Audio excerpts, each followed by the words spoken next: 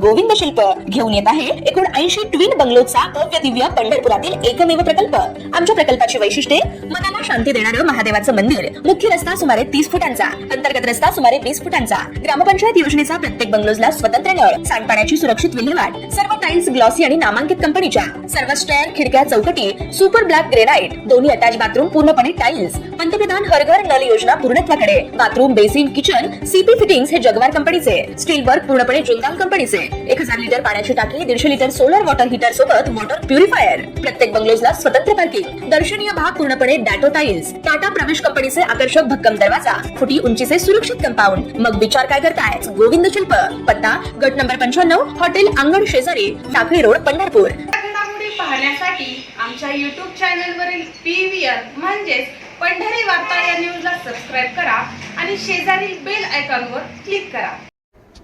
आगामी लोकसभा निवडणुकीच्या तोंडावर माढा लोकसभा मतदारसंघात महायुतीस मोठा धक्का बसला असून शिवसेनेचे माढा लोकसभा संपर्क प्रमुख राहिलेले संजय कोकाटे यांनी एकनाथ शिंदे यांच्या नेतृत्वाखालील शिवसेना सोडण्याचा निर्णय जाहीर केला आहे। हा निर्णय घेण्यामागे केवळ भाजपचे राजकारण आणि माढा तालुक्यात आमदार बबनराव शिंदे यांच्याकडे संजय कोकाटे यांनी बोट दाखवले आहे। राज्यातील मराठा आरक्षणाच्या प्रश्नाबाबत देवेंद्र फडणवीस यांची भूमिका, त्याचबरोबर माढा तालुक्यात आमदार बबनदादा शिंदे यांच्या माध्यमातून सर्वसामान्य शेतकऱ्यांची गळचेपी होत असताना करण्यात येत असलेले दुर्लक्ष यास कारणीभूत असल्याचे कोकाटे यांनी म्हटले आहे। यावेळी त्यांनी विजय शुगर साखर कारखान्याची विक्री अतिशय कमी किमतीत करण्यात आल्याकडे लक्ष वेधक या पाठीमागे खोक्याचे कारण असल्याचेही सांगितले। तर बोगस कर्ज प्रकरण, शेतकऱ्यांचे खराब झालेले सिबिल हे निदर्शनास आणून देऊन देखील कारवाई होत नाही याबद्दल खंत देखील त्यांनी व्यक्त केली। पहा काय म्हणाले संजय कोकाटे। पक्षाचा आणि संपर्क पदाचा राजीनामा देत आहे, नेमकी काय भूमिका आहे, कशासाठी?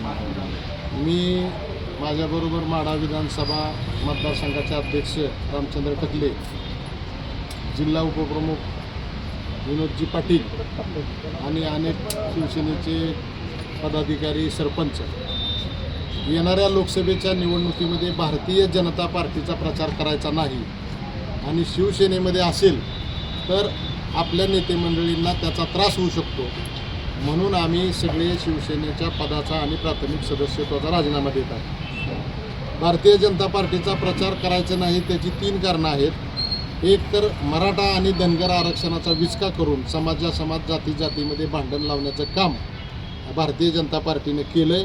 खरं तर केंद्र सरकारनं 50% कोटा वाढवून त्या ठिकाणी ओबीसीच्या 10-15% वाढवून त्यात मराठा समाविष्ट केले असते तर आज महाराष्ट्रामध्ये जातीमध्ये जे भांडण दिसते ते दिसलं नसतं, सगळे महाराष्ट्रामध्ये गुण्यागोविंदाने राहिले असते। दुसरं, गेल्या विधानसभेला मी निवडणुकीला उभा असताना भारतीय जनता पार्टीनं मित्रपक्ष म्हणून माझं काम करण्याच्या ऐवजी ज्या बबनराव शिंदे आणि त्यांच्या कुटुंबियाच्या जुलमी राजवटीला जे पक्ष आणि जे व्यक्ती समर्थन करतील ते आमचे विरोधी पक्ष, आणि विजय शुगरच्या व्यवहारामध्ये 200 कोटी रुपयापेक्षा जास्त किंमत असणारा कारखाना 125 कोटी रुपयाला बबनराव शिंदेच्या घशात घातला।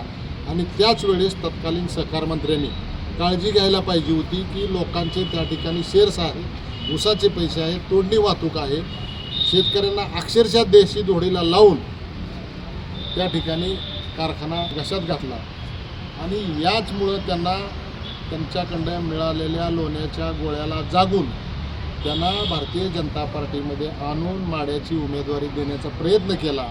ते शक्य झालं नाही तर विधानसभा निवडणुकीमध्ये राष्ट्रवादी काँग्रेस पार्टीचा प्रचार त्यांनी केला। त्यामुळं आम्ही ठरवलं की कुठल्याही परिस्थितीमध्ये भारतीय जनता पार्टीचं काम करायचं नाही आणि अडचण आपल्या पक्षाला येऊ नये, म्हणून आम्ही आज पदाचा राजीनामा केला। पुढची राजकीय भूमिका काय असणार? बघू आता 1-2 दिवस पुढं काय होतंय, कोण उभा राहणार आहे, कसं उभा राहणार आहे, त्यानंतर आम्ही पुढची भूमिका ठरवू।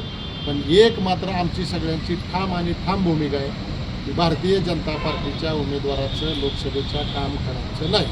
महाविकास आघाडीच्या उमेदवाराचा काय प्रचार करणार? प्रचार करण्यायोग्य उमेदवार असेल तर आम्ही प्रचार करणार। प्रचार कुणाचा नाही करायचं म्हणजे घरात बसून राजकारण संपायचं काम असतं। आम्हाला भारतीय जनता पार्टीचं काम करायचंच नाही हे मात्र आम्ही पक्क ठरवलेलं आहे। उद्या कुठला अपक्ष उमेदवाराचं करायचं का महाविकास आघाडीचं करायचं ते आम्ही सगळे आमचे जे कार्यकर्ते आहेत, आज मला 76,000 मतं विधानसभेला पडलेत, आम्हाला सगळ्यांना विचारावं लागेल काय करायचं ते, सगळ्यांशी विचार करून ठरवू।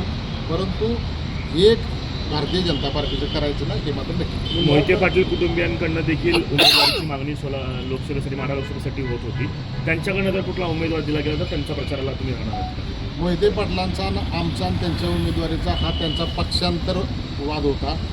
आम्ही काल दुपारी मी पोस्ट टाकली आणि उमेदवारी काल संध्याकाळी जाहीर झाली. मोहिते पाटील जरी उमेदवार झाले असते तरीसुद्धा आमची भूमिका हीच राहणार होती की भारतीय जनता पार्टीचं काम करायचं नाही.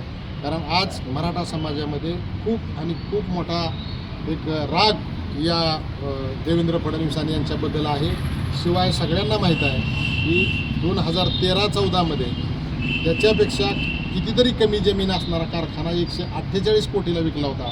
5 वर्षानंतर त्याच्यापेक्षा 100 एकर जमीन जास्त असणारा कारखाना जो की 200 कोटी रुपयापेक्षा जास्त किमतीचा होता तो 125 कोटीला दिला. आणि 125 कोटीला देत असताना त्या ठिकाणी शेतकऱ्यांचे पैसे द्यायला पाहिजे होते ते दिले नाही. त्यांनी पाप केलेलं आहे, लोकांच्या डोक्यावरती काढलेलं कर्ज आहे त्याची कारवाई होऊ नये म्हणून अजितदादा आले म्हणून ठीक आहे, पण ते नसते आले तरीसुद्धा हे भारतीय जनता पार्टीच्या वळचणीला जाणारच होते. कारण सोलापुरातले माजी सहकार मंत्री त्यासाठी खूप दिवसापासून प्रयत्न करत आहेत. शिवसेना सोडता मग ठाकरे गटात जाणार का परत? नाही, आज मी काय सांगत नाही. जे उद्याच्याला बबनराव शिंदे ठाकरे गटात गेले तर त्यामुळे आज आम्ही काही सांगत नाही की जे शिंद्यांना घेणार नाहीत आणि जे शिंद्यांच्या भ्रष्टाचाराला मदत करणार नाहीत अशांचा आम्ही विचार करतो.